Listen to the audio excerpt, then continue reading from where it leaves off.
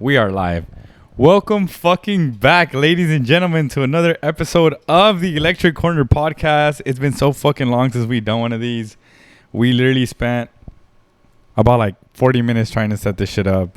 Besides the fact that we drove to fucking Target to get one of these mics, the XLRs, because our shit's at fucking Kim's. Wait, before I continue, I gotta go turn off the AC because I can hear this shit in the fucking microphone. But go ahead, Brriizz'S. Say what's up to everybody. What's up, guys? Brriizz'S here, bringing you guys another podcast. I think this will be probably the third one.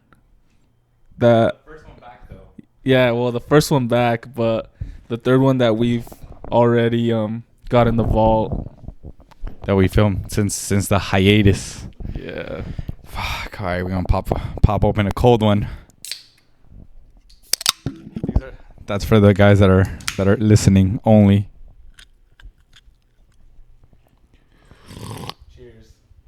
Cheers.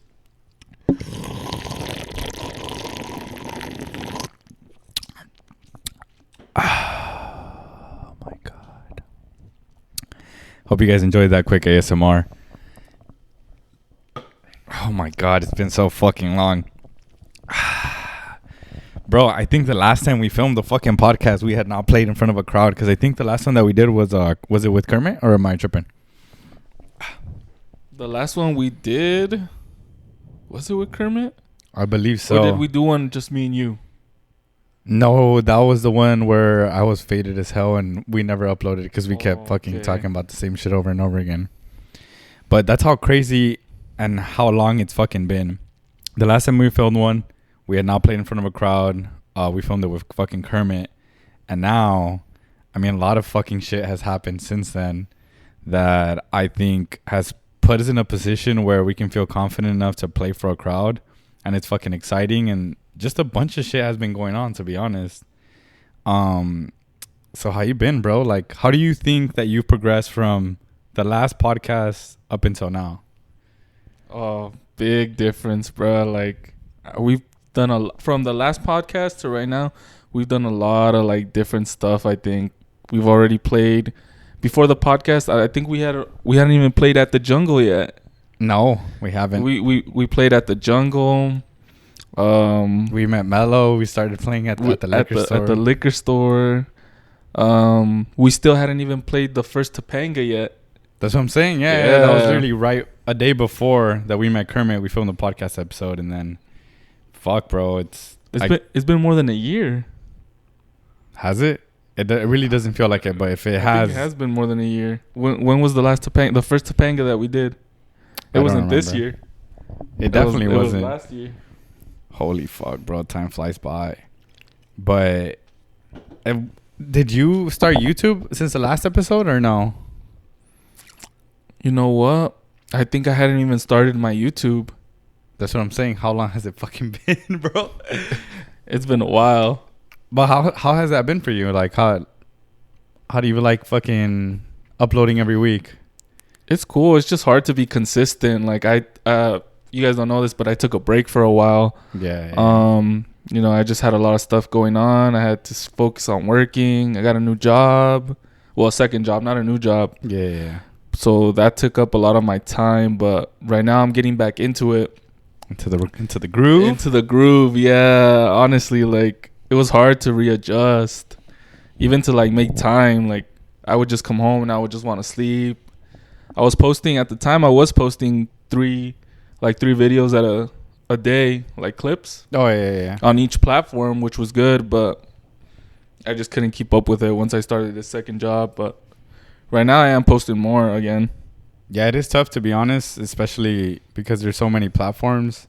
And even if you can, like, multi-purpose one piece of content for multiple platforms, like, still editing and cutting it up still fucking takes a while. Yeah. And then even, like, the scheduling feature on TikTok that you showed me, like, that comes in clutch. But you still have to schedule for, like, Instagram, TikTok, YouTube.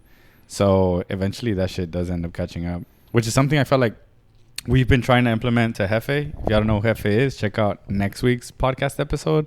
We're going to be releasing that episode. But we've been telling him, like, upload.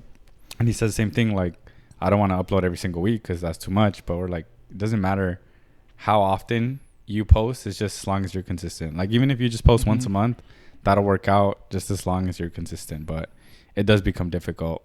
But it's something that you've been telling him too, just to like keep stuff in a vault. Because I feel like we do so many events now that having content is not the problem. Yeah, or we even got used to like even recording anything. Like even if it's not a big event, like we just go like to our friend's house, like to Kim's house. We record at Kim's house, and that's content.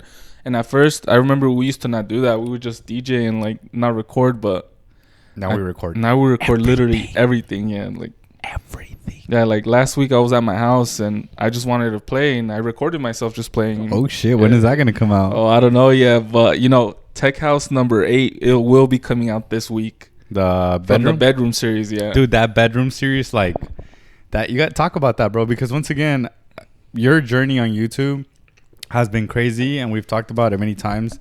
Because you felt like you didn't have a following, but when you started your YouTube channel, a bunch of people were like, "Dude, where the fuck have you been, Brriizz'S?" Yeah, I think most of them came from Sweaty's page. I think they saw that I was playing with him. They were like, "Oh, like who is this guy? Like I've never seen this guy. Like I've seen him."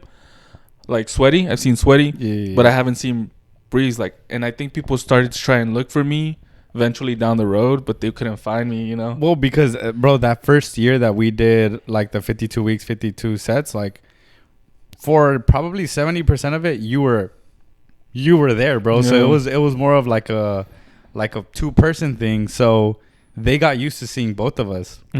So then when you eventually branched off and weren't at the channel as often, everybody was like, "Yo, what the fuck? Like, I thought they were a duo or something. Right? Like, what the fuck happened to that guy?" And then you make your channel, everybody's like, "What the fuck? He's finally back." And that's something that everybody needs to realize. Especially we've told Hefen, anybody that's involved with us, in a sense, you are creating a digital footprint. And although y'all might not realize it, like there are people who will see your name and then eventually will search for you on YouTube. And as long as you put Hefe, all the B2Bs that I have with him, that he has with him, pop up. Yep. So when Hefe makes his channel and people search up Hefe, he's going to pop up. And people are going to know who he is because there's already literally, how do you say it? There's just pieces of content out there of him. So his name is out there and people know who he is, type of thing. Even for like the Electric Corner, if you look up Hefe, his set for the Electric Corner will pop up. Yeah. Because he doesn't have so many, so much content out there that those sets, the big ones, like the Electric Corner one, all of them are the first ones that pop up. Because I remember before I did my channel, I would look up my name and the Electric Corner set was the one that would pop up for me. Yeah, but I feel like that was something that it was good to realize as well, especially if you're starting and you feel like nobody's out there looking for you or nobody pays attention or nobody knows who you are. As long as you're producing pieces of content or you're collaborating with people who are, like your name exists and your name is out there. And I feel like Brriizz'S is like a living proof of that because that shit really like... Yeah, like up, even still, like right now, like I still get people that in my comments. Usually it's on my YouTube. Recently I saw that someone was like, "Dude, like I've been looking for you like over for a year," and I already had my YouTube channel for over a year, and he barely found me. And I was like, "Who is this guy?" And he was like, "Dude, I've been watching you since like when you started." Well, I'm pretty sure it was from the 52 weeks, 52 sets.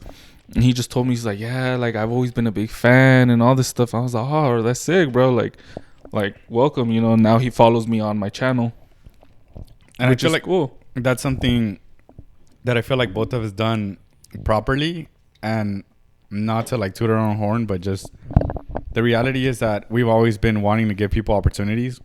The whole reason the Electric Corner started. You've included Hefe on your channel, and now you included DJ Umi, which is one of our other friends that recently started DJing as well.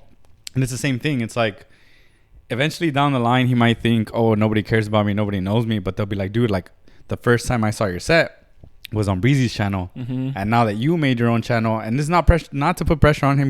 Not everybody has to create a channel. It's recommended, but you guys don't have to. But eventually down the line, he wants to upload his own sets as well. People will know who he is already because they'll be like, "Dude, we saw you on Brriizz'S channel." And I feel like that's just a domino effect that kind of keeps going. Like he was found on my channel, Umi's gonna be found on his channel, and Hefe's, I mean, it's been on both of our channels. So, or even like Mello. I know Mello doesn't have like his social media isn't up like that. So I had actually I posted up his first, like actual like set like, because he has sets on SoundCloud, but they're just sound sets. Yeah. He doesn't have like a visual. Nobody really knows visually who Mello is until, you know, I posted that set. Yeah, and I feel like that's very beneficial because now they know a face to the sound and the music type exactly. of thing. I think we still have his set, the one that he filmed with the other guy. I have it, but I just have it in a vault, just stored, you know, in case he wants it. But he said he doesn't want to post it. Yeah, I feel like that's the same thing that we struggle with our friends, where there's a lot of times where they feel like the set or, you know, the performance didn't go as they wanted to. But I mean, I'm just gonna say that just literally just put it out there. Just post it. Yeah, I learned my lesson too. I used to be like that at the beginning. Yeah, I had a few sets that I just was like, nah, like I don't like this. But I think about it now and I'm like, that's dumb. Like, it's content. Like, just put it out, you know? Yeah. No, but I mean, it makes sense at the beginning. I feel like, especially when you start, you're your own biggest critic and stuff. So if it doesn't sound perfect, you're like, fuck no, I don't want people, you know, listening to that out there. But it's like I told Hefe, just picture it, you know, once you've improved and you've polished your skills, like, people can relate to you even more because they see the progress from how bad you were to... literally still on my YouTube, the fucking first pirate set that we filmed, I don't even think it was through an iRig. I think it was just through the speakers. It's literally, I think that was the only way for me to share it with you because of the Google Drive was shit, AirDrop was shit, and eventually, maybe down the line, maybe 5-year anniversary, I'll release that set just so you guys can see, you know, like, when you're starting, how bad it is, because we did not know how to beat match at all, but we were having fun. We didn't even know how to set up like the CDJs or anything. Like, even to like hook them up to the laptops, we would take hours. Literally, this past vlog, you guys saw it. Or if you guys haven't, go check it out. But we haven't been there for a really long time, to the point where we were struggling to even connect to the fucking CDJs. So, I mean, just, you know, at the end of the day, no matter what it is that you do, you have to like keep at it and keep practicing, because or else sooner or later that shit will just, you know, you won't remember. But I feel like that journey was like really fucking good and really beneficial for both of us. And your bass house set, your bedroom series, like, really fucking blew up. It did really good. I honestly, like, I kind of regret taking a break because I feel like I was like, it kind of killed your momentum. It did kill my momentum a lot, but I do feel like it's coming back little by little. I feel like my views are going back up, but I think that's everything. Like, even when I took a break from like IG, TikTok, and the shorts, my views were low, but I feel like they're going back to what they used to be now. Yeah, it takes time for the algorithm to like reset everything. And I'm experiencing that shit right now, because I had moved the vlogs to a completely new channel to just kind of let the sets like live by themselves. But then I realized, like, bro, eventually, as long as I grow the subscribers, I'm not going to ever get paid off the DJ sets because it's not my music. Right. So if I have the vlogs and the DJ sets put together, then I can make money off one channel instead of having separate. And then I'm like, bro, it's the same thing. I like killed momentum like abruptly and really bad. So slowly, little by little, I'm just like posting and not really worrying about the views, because at the end of the day, like, I'm gonna do it anyways. I'm still gonna record DJ sets and I'm still gonna go out there and fucking do stuff. I might as well vlog it and record it. So, I mean, to me, the views part, like, at the beginning, obviously it is a little discouraging, especially if you've been doing something. I think this is gonna be like my second year. So it is a bit discouraging, but at the end of the day, I'm like, bro, this is something I would be doing anyway. So like, the views don't really matter. Right. But I remember her 1-year anniversary set, you know, that was to me, I was like, fuck, you know, it's 1 year. Like, we rented out a fucking LED tunnel. I'm like, bro, these sets are going to pop off. Like, I fucking know it. But now looking back at it, I know stuff that we could have improved. Like, I know, like, our thumbnails weren't the best. Like, even our recording angles, like, yeah, we saw the tunnel, but having multiple like angles where you could actually see us DJ, like our faces and all that stuff, little close-ups, would have definitely helped out that set. But holy fuck, did that set flop, at least in my eyes. It didn't do that good. I thought that was gonna be the first set that we were gonna hit like probably like, I thought like 5K views, bro. Like, that's what I was like. I went home and I was like, yeah, this is it. This is the breaking point right here where people are gonna be like, oh, this is a sick ass fool, like, you know. And we go back to the same thing where like you think, and it's the same thing with creating TikToks. Obviously, if you guys don't create content, you guys might not relate that much, but just in any part of your life, sometimes you try so freaking hard at something that you expect big results, and then you end up having like horrible fucking results, and then you end up trying very little and you end up having big results. That's the same thing that it is, I guess, with content, because TikTok's same thing. You know, you can plan a TikTok in a minute and be spontaneous, and it fucking hits fucking 10K, 5K views, and then you could plan a TikTok for a week, do multiple shots, edit it all good, and that shit gets like 300 views, and I don't know. It's crazy. And I feel like that's exactly what happened with our fucking LED set, bro, because I really thought like, damn, this is gonna be it too, like a celebration, huge, we're gonna get a bunch of views and all that stuff. And like you said, low-key, I feel like a bedroom series was going better for you than the fucking LED tunnel. And with me too, there were some sets that honestly weren't as big of a production that got more views than that set that we, you know. And I didn't even, my bedroom sets, they're not even planned. Like I just go off the fly. I just freestyle. Freestyle off of them. And for the tunnel, I actually chose those songs. I put them in order of what I wanted to play them in and everything. Yeah. Just so they could sound the best that they could. And, you know, that's the crazy part. And I don't usually do that. I usually just play on the fly. Yeah, but you do get a playlist of songs at least. I have a playlist of songs that I want to play, like when we go to the studio, but they're not in any order, you know. They're just the way I put them into the laptop. They're there. Yeah. I just choose on the fly based on if I'm doing a B2B or what I'm feeling, you know. I feel like it's easier to B2B on the fly than it is to solo on the fly. But I don't know, maybe that's just me. Because I feel like if I'm going to solo on the fly, I need to like kind of warm up a little bit. Mm-hmm. But then once, like maybe the 5-10 minute mark, it flows. Yeah. But I feel like a B2B, since the jump, you're like feeding off the other person's energy and their track, you kind of are able to get into a flow quicker. But I don't know, maybe that's just me. No, I agree with you. It is easier to B2B, especially if it's with somebody that you B2B'd with before. Often, yeah, like I've B2B'd with other people, like Kermit, and I have a little bit of a harder time because I'm not used to like B2Bing with him. Yeah. So it's harder to like match what he's gonna play or his energy. Yeah, I mean, one thing that I really fucking was shocked was at the fact that how people B2B at festivals and how we were used to B2Bing. Like you could B2B however the fuck you want. Let's fucking put that loud and clear. But in my eyes, a back-to-back is I play one track, he plays one track, I play one track, he plays one track. But we ended up finding out that some DJs at festivals, like, they play mini sets. Like, they'll go 5 songs and then they'll switch, and then the other DJ plays 5 songs, which, to be honest, maybe once you get to that level, it makes more sense because it's able to blend both the DJ styles and allow them to actually, like, create, you know, a moment for themselves but together. But I was shocked when I found out that's how they B2B. I didn't know that either. I mean, I've never really tried it that way, but I feel like I like the way that we B2B, to be honest. Same.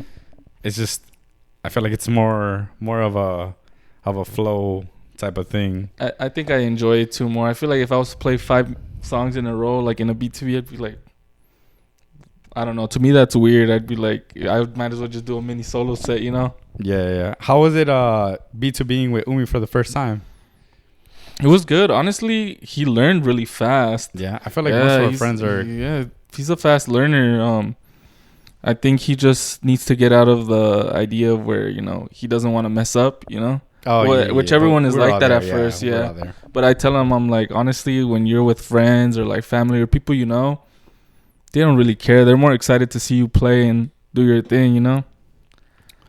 Yeah, I remember we struggled so much with Jefe at the beginning, even just to make a fucking another Instagram and shit. I know. It was like having to be on his ass. And now we have multiple vlogs. Well, one vlog's already out. Another one's still yet to come out.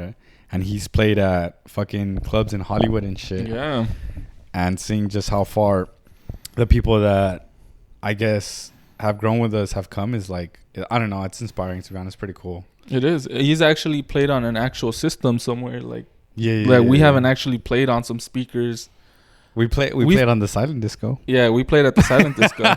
But we've never played like at an actual event where there's like a real sound system at. Which is, you know? Yeah, I was going to say pattern, but that never happened. Yeah, that never happened. Fucking... Nah, it was for a good cause, though. Honestly, I it is what it is, bro. honestly, I'm not gonna say freaking riots because that's fucked up, bro. The whole ice shit and the whole situation.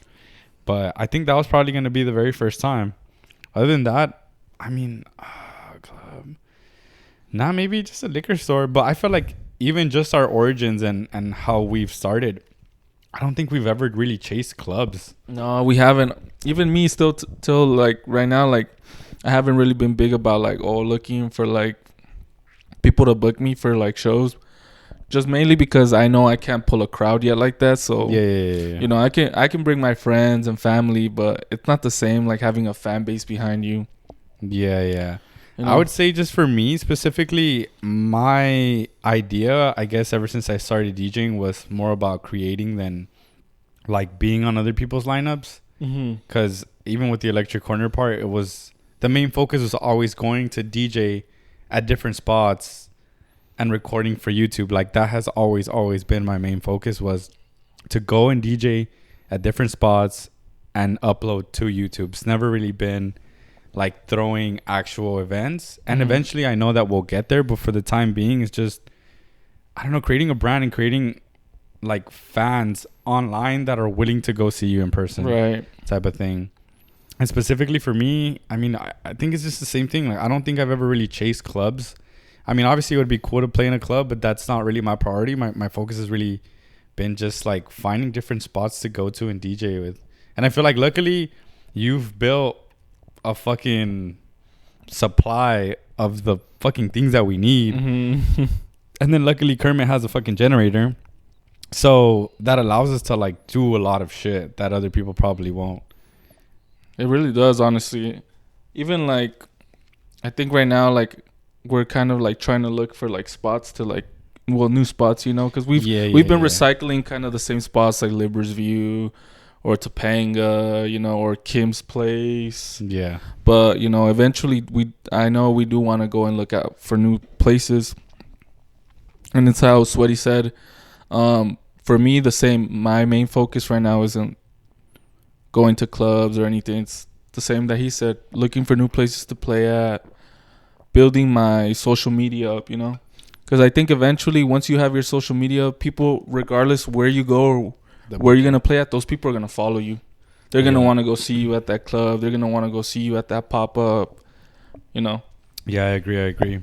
To be honest, like I said, I think the biggest kind of example that I've seen towards what my vision has been, probably like AM, FM or stuff like that.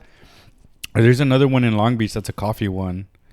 I don't know what it's called. It might have been the same one. It's just a different venue.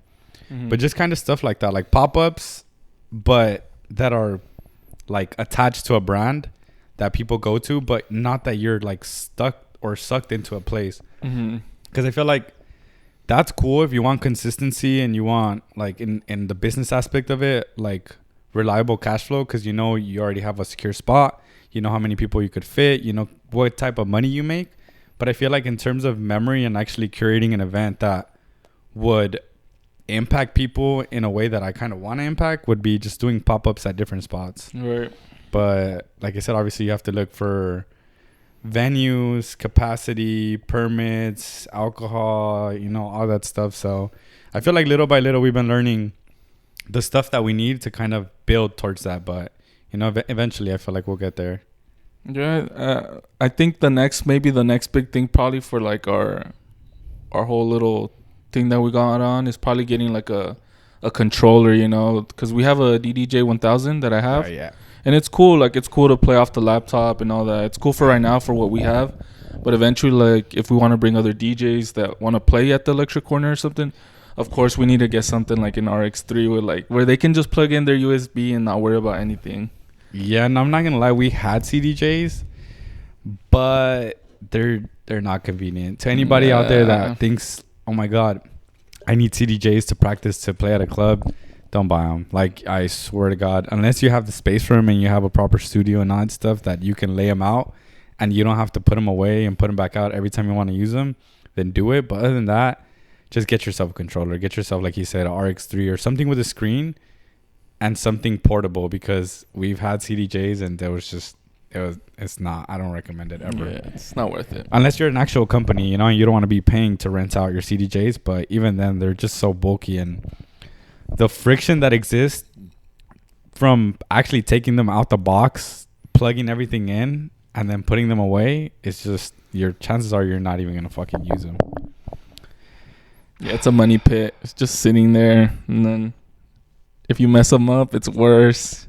The rest in peace, our mixer. For real. It was honestly, I did not know what B stock was for Guitar Center, so fuck you, Guitar Center. Just don't ever buy B stock. Some people have had good experience, but don't risk it. For equipment that expensive, don't, because we used it probably a couple times. Something fucking happened, then Brriizz'S fixed it. I think it was like $600. Mm-hmm. Fucking took it to the beach, and then that shit got fried again. And now it's been broken for like the past, I think probably like 2 years, maybe a year and a half. Year and a half, probably. And it's literally it's in the bottom of the bed, just collecting dust there, bro. So I would say, yeah, I agree with you. The next step would probably be get a controller, because the speakers that we have, they're good. Like, we got a sub. Mm-hmm. Shout out Santos. Yup. Shout out Santos. We got a fucking sub, and that sub has changed our fucking life. That sub has caused us to get kicked out from places and have the cops called on us. But I wouldn't change that for the fucking world. That sub really, I feel like it even rescues your speakers a little bit, because we don't put it up as high, because you know. Well, you don't have to put you can set the speakers to only use the mids and the highs, and then the sub just hits the bass, the lows. Yeah, I feel like that's really made a huge impact. Now, anywhere that we go, I always want to take the sub. Mm-hmm. There was a vlog. Where was it? I think it was the Legion Park. Was it the Legion Park sculpture? What Or happened? there was another one, but where I literally told you, like, bro, we have to take the sub. Like, no matter what, we have to take the sub. And I think ever since we got it was sub, the Legion Park sculpture, yeah. Ever since then, I don't think I've ever gone to film at a spot without a sub. Besides this last time with Kermit, but that we didn't really have much of a choice. Mm-hmm. And it was sad. It's not the same. Yeah, honestly, and maybe even like maybe a new generator, because I know Kermit's generator is good for right now, but I've been doing some research, and for sound we need like an inverted generator. So not cook the things. Yeah, so just it's just for the inverted generator when the bass hits, the power doesn't like just hit and then stop. It just keeps flowing through the inverted, so it's better for the sound system to not get messed up over time. Yeah. And then just that, and then they're much quieter, because the one that we have with Kermit is really loud, so you can't really have it that close. You have to really like push it out far. Yeah, but honestly, Kermit's fucking generator is fucking... Yeah, it comes in clutch. She's been a fucking warrior, bro, since the start. I don't think there'll be no electric corner without Kermit's generator. Mm-hmm. Because eventually I'm pretty sure we would have bought one, but I mean, fuck, bro. Generators are expensive. Yeah. Probably would have had to gone a Slauson or something and fucking buy it off somebody. Or a swap me. Una de segunda. Oh, fuck, bro. It's been a while, not gonna lie. I'm still trying to rethink about everything that has happened since the last fucking episode, and it's been a long time, bro. It has. What do you plan on doing now for like the electric corner? Like, now that you're bringing back the podcast, are you gonna think about bringing new DJs? Or honestly, I think because of my work situation right now, that's kind of why we stopped. It's a little difficult to actually do something during the day on Saturdays, and then you work Sundays. So then that's always kind of been the issue. Like, if we're going to do something now, we have to do it Saturday night. And that's literally the only time. Because for the time being, till further notice, I don't think I'll ever have a Saturday off. In terms of the podcast, I mean, definitely if we're bringing it back, if we can't have guest DJs, we'll always just be me and you. But the whole goal of this is to invite DJs. Obviously, we wouldn't film it here. We'd go to Pirate Studios, and just sit down and talk to DJs about their whole journey. You know, how they started, what they're struggling with, and not just DJs but also producers, because I feel like it's something that we've talked about like many times. We have Gang. He's been helping us out and stuff like that, and he's like gotten really fucking good. He puts in the fucking work. That's the reason why he's gotten so good. In terms with us, I feel like our focus has been more DJing than producing, so it has gotten, I guess, a bit difficult to kind of grow in that aspect. So if we're able to create relationships with people who are producing and kind of want to, you know, be a part of the team or kind of like just lend a helping hand, then obviously like we welcome it. So in general, this whole podcast is just to create relationships and then allow people to tell their stories about everything, their whole journey, their struggles, their strengths. Because I feel like a lot of us, especially, I mean, bro, there's like a fuck ton of DJs, especially here in fucking LA. Yeah. There's probably more DJs than doctors. So I feel like a lot of us have a story to tell. And whether you think that you might not be relatable, I can guarantee you there's someone out there that no matter what your story is, will relate to you.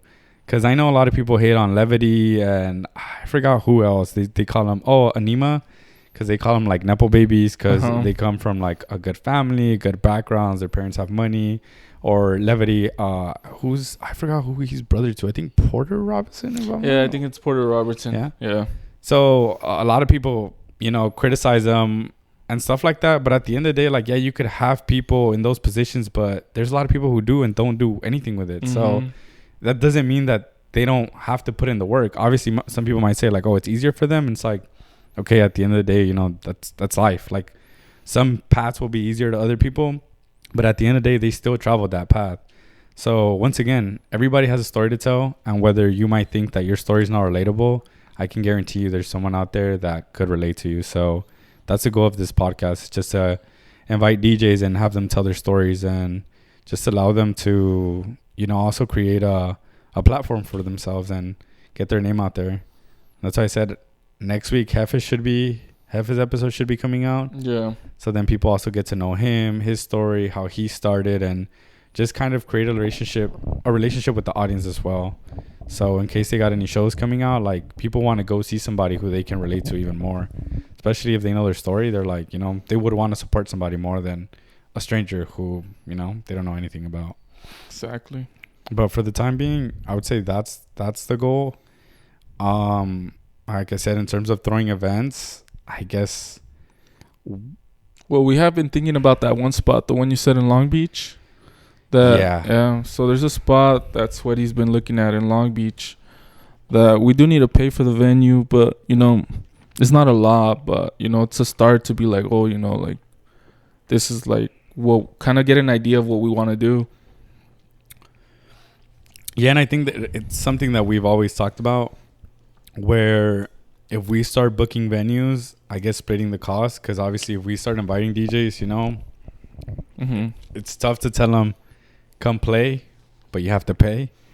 But I feel like at least for us, since our friend group we all know how stuff runs and we all know how shit is, then it's simple for us to be like, hey, let's all get a spot, we all pitch in, and we all get to play. So that's the benefit of having friends who DJ, because they're more than willing to, like, hell yeah, fucking Kermit, Jefe, all of them are always down. Like, yeah, how much is it? Fuck it, we'll pitch in. The thing is with this is like, if it becomes a consistent thing, like having the same DJs on the lineup, you know. Yeah, it's gonna be like, hey, what's going on over here? That, and like eventually it'll just, I don't know, I feel like people will be like, you know, same DJs, like, come on, like. But I think eventually when people see like that you start consistently throwing events, they'll start asking. They'll be like, oh, like, how do I get to play on this at this new spot or whatever? You know, they're gonna be like, oh yeah, you can rotate in with this DJ or whatever. You know what I mean? Yeah. It's kind of like all the big like collectives that play like La Familia or like what's the other one, the Basement in Pomona. Oh yeah. Or what are the other ones, like Taco Tuesday? What is that? Pomona also, right? That's Pomona. Yeah. That's Pomona. All of those. Sometimes you see the same DJs, but I'm pretty sure like other DJs see that their friends are playing there and they rotate them in. You know. Yeah. It's probably be like that eventually. Well, that's like, I think that's kind of like a goal, you know. Yeah. No, I mean, like I said, I'm down. Obviously, like recording has always been the main focus. So as long as we get to record, I'm always open for it. But obviously, like when we're starting, since the budget is limited. The budget is kind of low. Since the budget is low, I've always geared more towards public places, and I'm like, bro, it doesn't cost us any money. We fucking get there, we show up, we record, and then we call it a day, and it's for free. And who knows? Maybe the pop-ups start blowing off, and we start taking some Yolera, start selling some drinks, out there, get a DJ bartender, try to start making some money off like that, I don't know. Me thinks it's Rosarito about to start getting a whistle too. I mean, I felt like our Santa Monica pop-up went pretty well. We almost got fucking kicked out, but we didn't because we had Jefe with us, and he's the pigment of his skin allowed him to have a bit of privilege. We need to do that Santa Monica pop-up again, low-key. I'm down. I'm telling you, that's the hardest part, though, is that, like, the beach, you have to end early, and I get out late. And you have to start early. And I don't like throwing the responsibility to Brriizz'S because most of the time it's, like, him who has to carry all the stuff because, he has all the speakers and stuff like that. So I feel fucked up being like, hell yeah, let's throw an event at this time and this, and be like, all right, what are you going to do? How are you going to help? And I'm like, oh, I'm at work, so I don't know, figure it out, Yeah. But Dockweiler has also been an idea been getting thrown around out there. Topanga, like I said, Topanga got reopened. We ended up throwing probably like 2 events already there. One was for the Electric Corner, and then another one was for it was a privada. It was a private birthday party. Yep. And the spot there is still fucking amazing. The only thing that it's pretty far to tell people to drive all the way to Malibu. I think that's what people, when they see the flyer or anything, they're like, they check the address and they're like, whoa, like that's kind of out there, I think that's why that's difficult, but that spot is really good to go like all night. Like if we ever wanted to throw something all night, like we've even thought about like sleeping there, and you could camp there. You could literally set up a tent and sleep there, and people don't care. We'll throw a mini EDC. I would be down, to be honest, but I don't know. I feel like our friends can't hang. Oh, what friends? All of them. Oh, snap! I've had multiple nights where I end up being one of the few. There's only a few warriors out there. I end up feeling like crackhead because I always end up seeing the sunrise, and I'm like, fuck, can't believe I'm still awake, and everybody else is just. I'm like, yeah, it's about that time. But also, I feel like just seeing Malibu on a flyer, because I remember that was our first like huge worry when we got invited to the Good Vibes event, was you see Malibu and you're like, oh no, it's like seeing Huntington Beach or Manhattan Beach, like it's like you're gonna get kicked out basically. Exactly. But you don't. It's just because exactly where that spot is at, there's literally only one house there, and that if you point, you don't even have to point. The way we point the music is towards the ocean, so the house doesn't even hear anything. So you don't. Fish. Yes, and then it's kind of where our little spot is at. It's kind of hidden, so it's by the palm tree, bro. The palm tree is our home. The palm trees are home. You can't even see anything. You don't even know anything's going on over there. I fucking love. I love that spot. I feel like eventually we're gonna be able to throw an event there that we're gonna be like, holy fuck. Like, how do we get so many people here? Yeah. We're probably gonna have to rent out shuttles and then get them to and from, just to not have issues with Malibu City. Definitely rent some porta potties, probably. Nah, I feel like the little tent that they brought this last time, the little litter box, they look like a bunch of furries, but it was good. Yeah. Nah, never mind. Too many people. Imagine if it was 40 people doing that. Eventually, they run out of sand. It's gonna fill up. They're like little cats.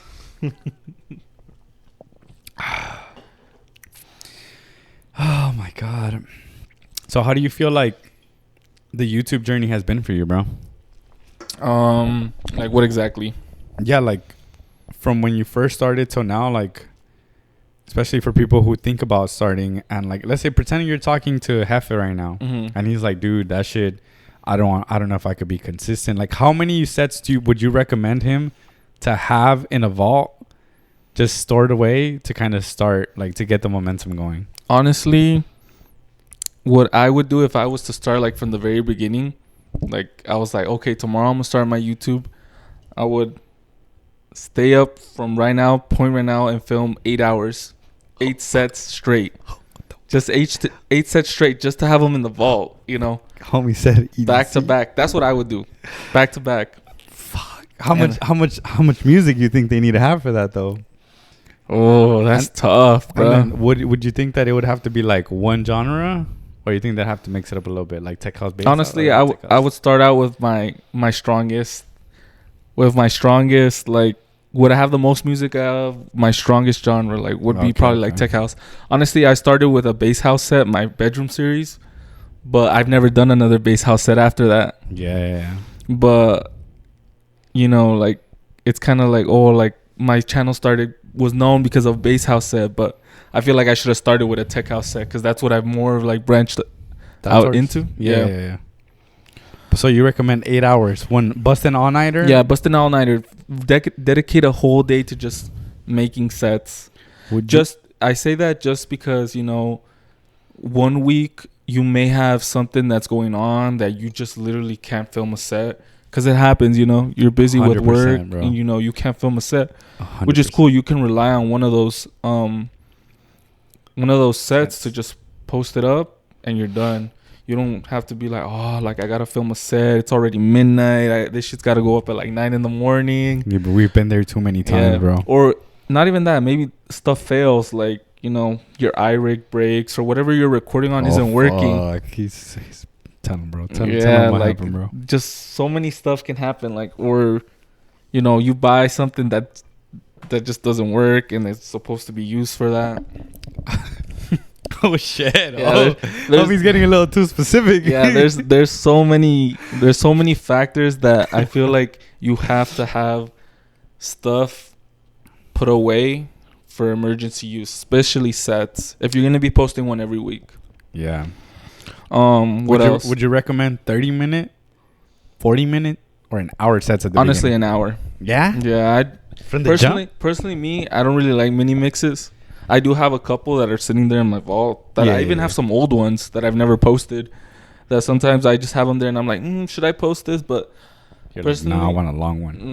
Yeah. I don't know. Something about 30-minute mixes is like, I feel like people see 30 minutes and they're like, I don't really want to see this because it's 30 minutes. Really? Yeah. I feel like it gives them like an introduction. Like they're more willing to be like, I'll watch this for 30 minutes. Mm-hmm. Then I'll watch this for a whole hour. Especially if they don't know you. But I don't know. We don't know. Let us know in the fucking comment section. Yeah. It's like the podcast. Like let's say doing a 30-minute podcast, honestly, to me would be a little bit more beneficial. But 30 minutes talking, bro, you don't talk about nothing, bro. Yeah.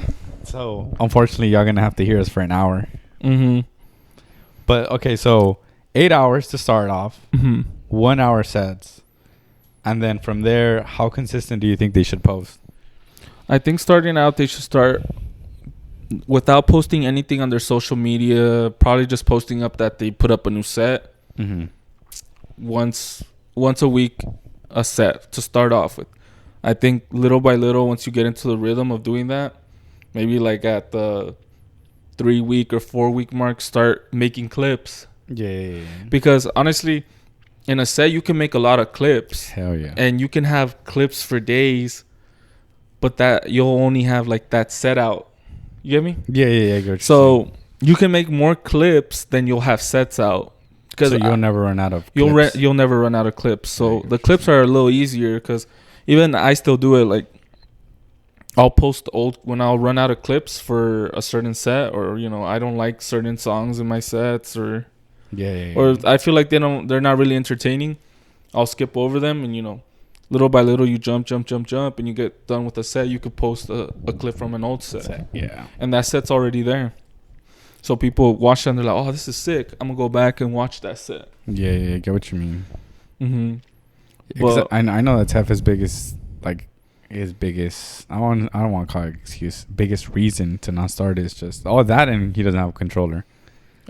So I've been telling that man a Flex 4 is all he needs. I 100% agree, bro. And I'm not talking just because James Hype DJ'd a professional set off a DDJ 400. I'm talking about because we've had multiple controllers, and to be honest, the DDJ 400 like tops everything because that's all you need. You can go film with just your laptop and a DDJ 400 and an iRig and a tripod and a cell phone. That's all you need. You don't have to worry about no generator, no power bank, no nothing. Oh, just download songs because Beatport Locker, you might need it. Yeah, you're gonna need the Beatport Locker. But to this day, I don't think Jeff has ever used Beatport. So if you want to, you could just use SoundCloud. So, but you gotta save the songs. You do. So. You do. Download them and then put them in a flash drive. Mm-hmm. But yeah, DDJ 400 is, well, now it's called the Flex 4. But that's, if you're thinking of starting, just get a Flex 4. Yeah, just stick to that. Don't get the $200 one. Trust me, it doesn't have effects. There's a lot of shit that it just doesn't have. Just get the Flex 4 and that's all you'll ever fucking need. Ever. And you can DJ wherever you want. You just take your laptop and you're good. And your headphones. And you have your power bank and everything just directly from your fucking laptop. What else?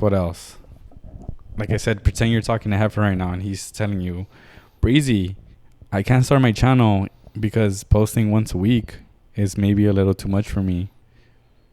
Nah, it's not. I would tell him first, go get yourself a Flex 4, pair of headphones. How would he hustle his way to a Flex 4?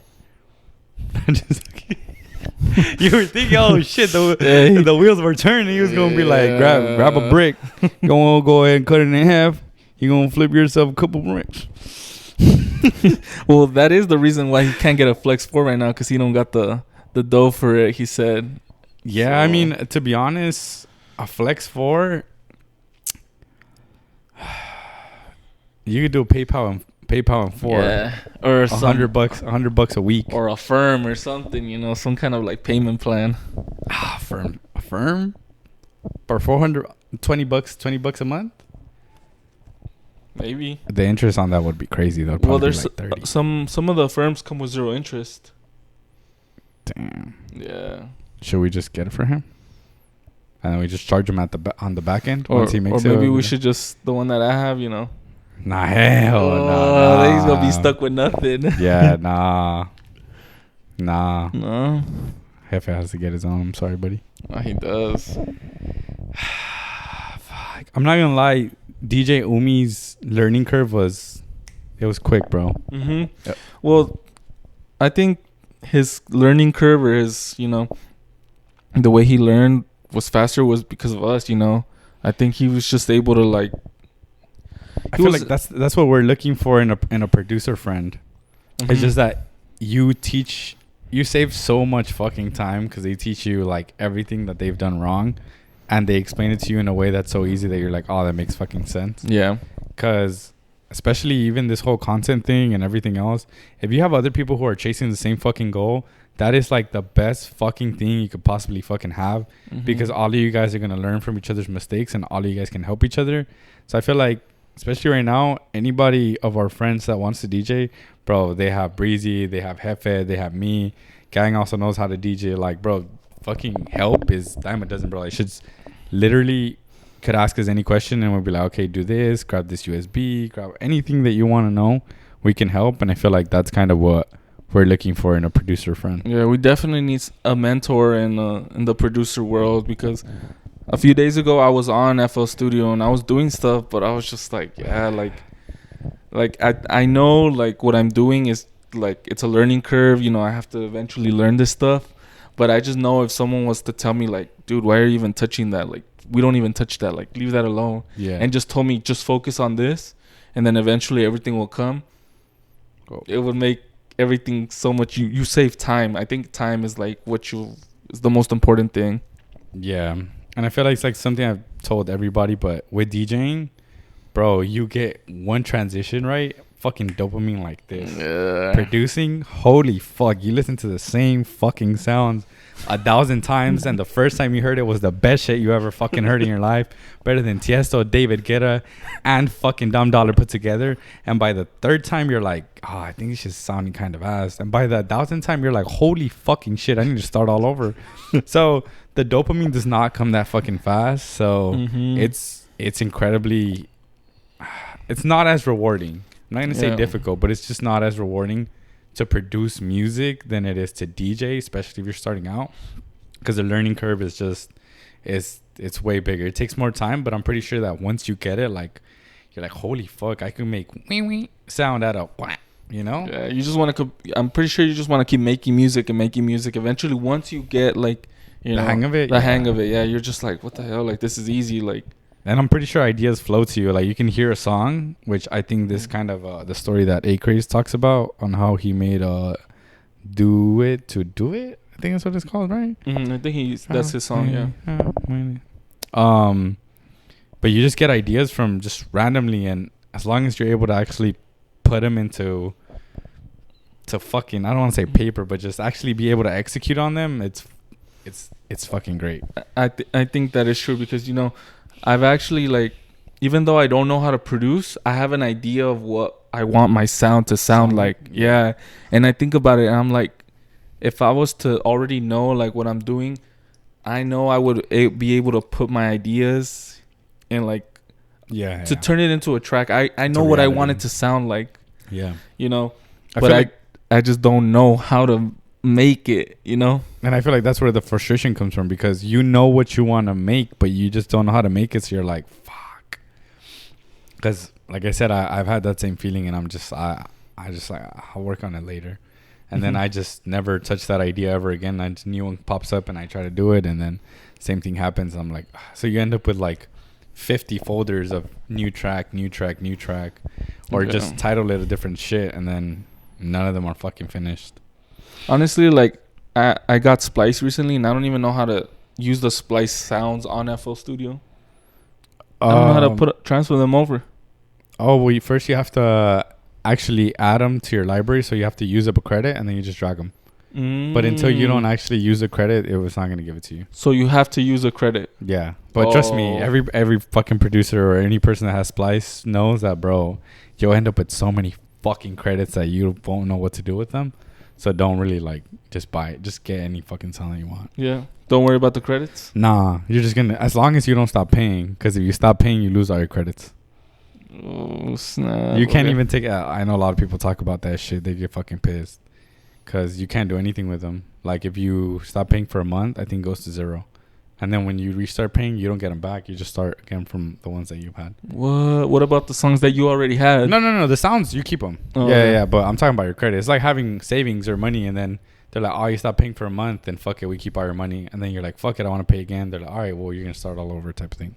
Sheesh. But once again, I mean, eventually over time, you just end up racking up because they just give you so many. Mm-hmm. But yeah, to be honest, producing is way more, I don't say difficult, but less rewarding than DJing.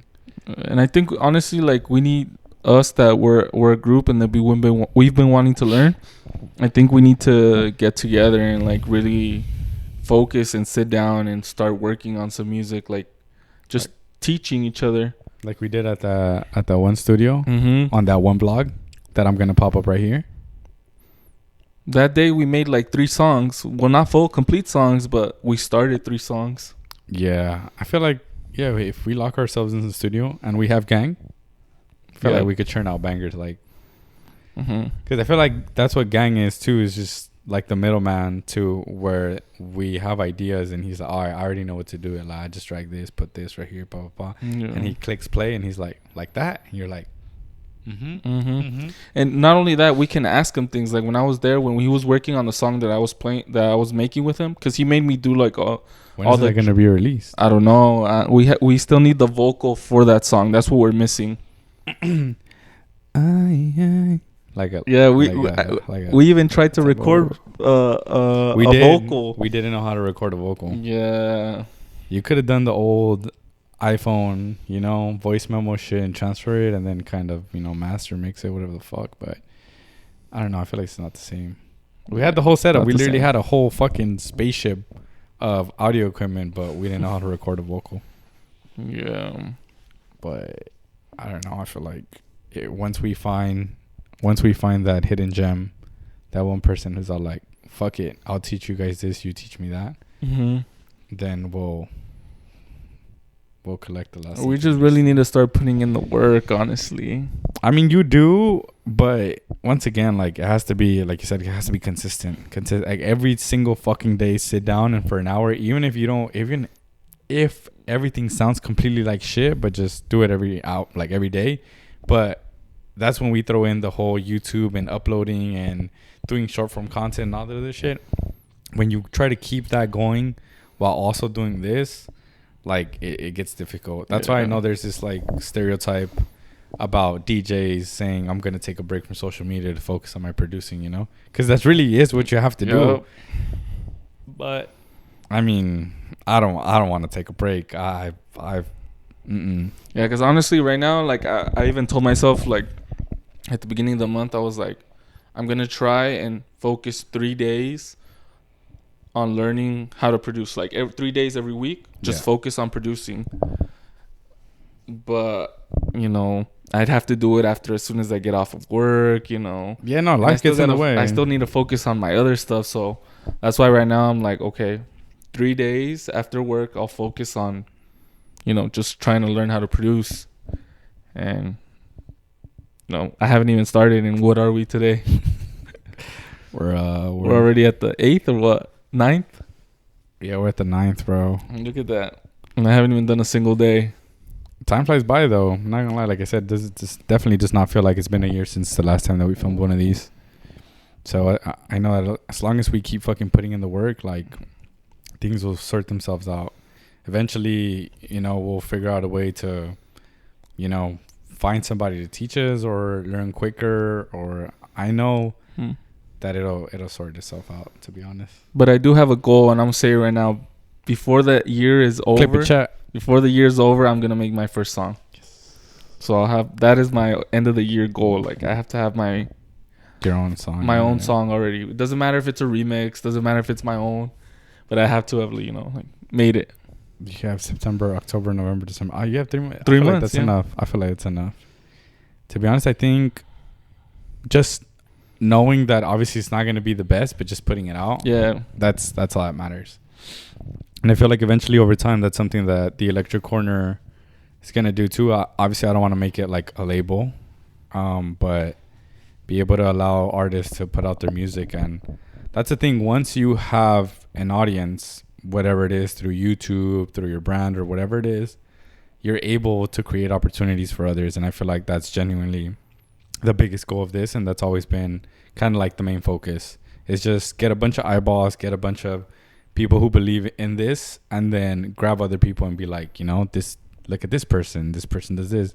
Because trust me, there are like so many talented producers out there that don't ever get the chance to like demonstrate their art.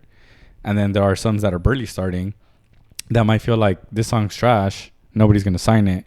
And we want to be able to be like, nah, it's actually not that bad. Like, you know, let us put it out, and then be able to, you know, pay them in some type of ways for a track that they feel like, you know, nobody else would want, type of thing. Because I'm not gonna lie, I also understand that other big labels, you know, once you get to a certain level, it's not really like up to you, the music that you kind of want to release or don't want to release. Because if it's not to like the par or the quality of stuff you've been releasing, then obviously it does affect your brand and like what people. Or I've even heard like some labels, like they'll make you sign a contract that you need to have a certain amount of songs for them before a certain point, and a certain amount of songs need to hit like a certain amount of like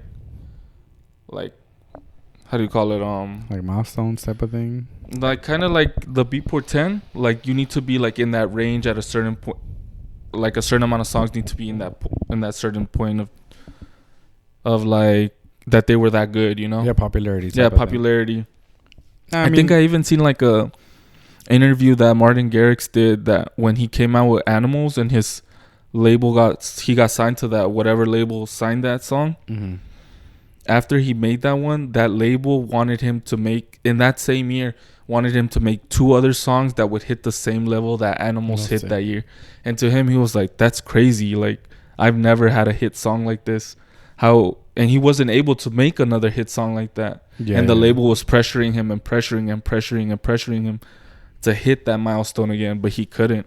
No, and I'm not gonna lie, obviously it's just not even just in the EDM space, but just in any music industry, like, you know, labels they're just there for the money. They're just trying to get that money.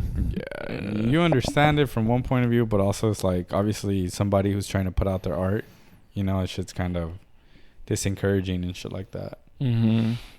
But we're gonna end it off here. Any last thoughts? Because low key, I feel like all these fucking lights are cooking us, bro. I'm over here fucking sweating, bro. It's hot. You turned off the AC, bro. I That's did why. because it's fucking loud as shit, bro. Hey, like this video so we could get some fucking proper at least a fan or like a quiet fan, or we can hire somebody to just blow on us like or something, bro. Because this shit's hot as fucking here.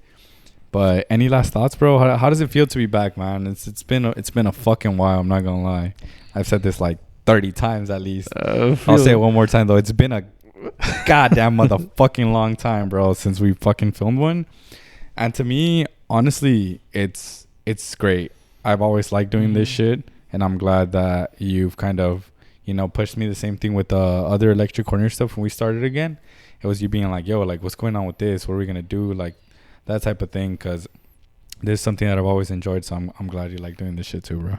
Honestly, it feels good, bro, to be back. Like, even though, like, I'm telling you, like, we said that we were taking a break or whatever, even you took, like, a small little break from the electric corner. Yeah. It feels good to be back. It feels good to do this, because by him doing it, I kind of want to do it too, so I kind of push him so he could be like, oh, like, let's do it. Because even like earlier, we didn't have the cord, and he was like, oh, let's go get the cord. And I was already like, oh, we're not going to go do it no more. Like, I was just like, whatever's. Yeah. But he was like, nah, let's go get the cord. So we kept doing it and kept doing it. Yeah, it was one in stock at Target, and the guy, he was helpful, I'm not going to lie, but I was scared because he's like, oh, if we don't have it here, then, it's not going to be here. And then he said, but I could go check the bag. And then Brriizz'S said he's going to go back there and. He was going to go back there and nay and then come back. And then be like, yeah, I checked the bag, bro. We don't have any, unfortunately. And I'll be like, all right, well, appreciate you for checking. And he gonna look at me like, yeah, you're welcome. Oh. But thankfully, we ended up fucking finding a cord, and we were able to do this shit again. But it feels nice. It feels amazing. It does. It really does. Like, even like going back to the studio, you guys will see the other podcast later, the one from the studio. That was a good session. I kind of miss doing those kind of sessions.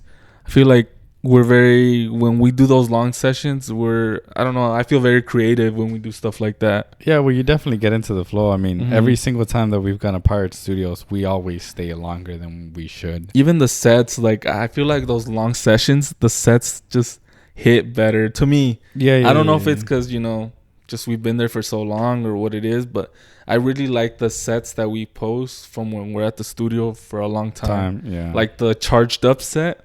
Oh no, that the charged up set is fire, and that's from like an 8-hour session. Yeah, the energy was. Yeah, I think the energy kept flowing because of Sweaty Beats energy now available on beatcharts.com. Check under collections for Sweaty Beats. I use 10% at checkout for a discount. But that time, honestly, fucking amazing, bro. And that was while he was taking a break. We kept fucking pushing him like, bro, come, let's go to the studio. Let's go to the studio. It's like, no, I'm good. I'm like, bro, let's go to the studio. He ended up going to the studio. And I think ever since then, he made a fucking comeback, bro. Like, just when you're in an environment and you get fucking shown again, like what you fell in love with, that shit sparks up the fucking fire like no other, bro. Yeah. And those 3-hour sets were good, which I think Hefe still has one of those. I don't know. At this point, Hefe says he doesn't have enough sets, but I think Hefe has like at least 8 sets in the vault. But he doesn't have a controller, so he's not going to upload. Hefe, everybody comment down below. Hefe, start your fucking channel and start fucking uploading. Yeah, bully him in the comments, please. Oh, nah, don't bully him because, Carolina's about to fucking pull up and be like, stop bullying my man. Thanks. But Hefe, please start your channel. Please. Yes, please. All right, then, ladies and gentlemen, thank you so fucking much for tuning in. We love you guys. When is this shit going to be released? Every single fucking week. What day? I'm going to say Tuesdays, but I also want to start uploading DJ sets of the people from the Electric Corner again.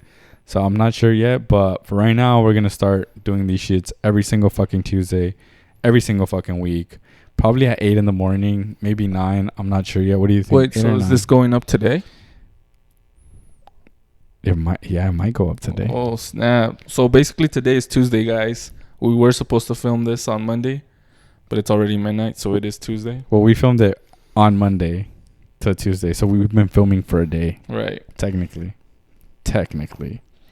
But yeah, this one's probably going to go up I'll probably stay up and I'll edit this one. It'll probably take some time though for us to actually upload the podcast just like audio only, just while I figure that whole thing out. But for right now, it'll be on YouTube, Lecture Corner. You already know what it is. Every single fucking Tuesday, 8 or 9 a.m. What do you think? I've been used to uploading at 8. I know he's used to uploading at 9. I think you should post it at 8. I feel like 8's a good time. Yeah, when people are driving to work, So they yeah, could be they just listen hearing to it.